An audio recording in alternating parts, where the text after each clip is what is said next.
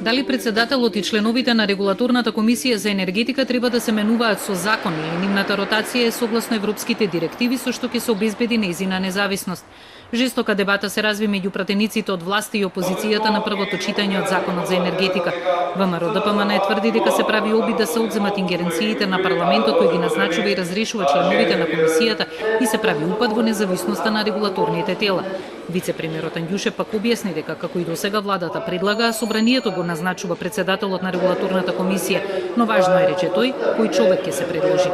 Постојат круцијални сегменти кои иницираат дека постои некоја друга заднина за да вие преку директивите и ваквото презентирање на законот штитите одредени интереси и тоа директно инволвирани во власта.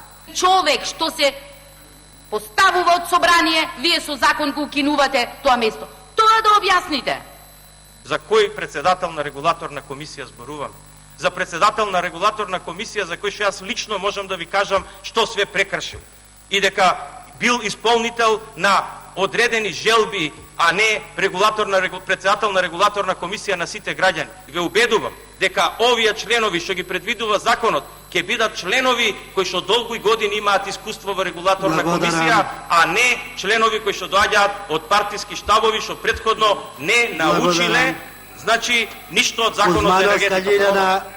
Опозицијата изрази сомнеши во членот законот кој предвидува функционално раздвојување на енергетските компании, односно ЕЛЕМ да биде под надлежност на владата, МЕПСО под Министерството за транспорт, а МЕР под Министерството за економија.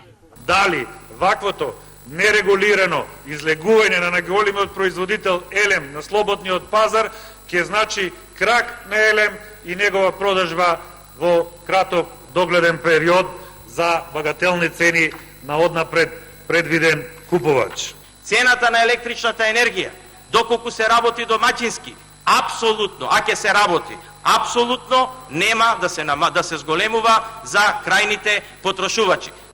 Законот за енергетика требаше да се донесе уште во 2015 година. Со него целосно се либерализира пазарот на електрична енергија, што значи дека домаќинствата сами ќе избират кој ќе ги снабдува со струја, а за сите останати ќе постои универзален снабдувач кој ќе се избира на тендер.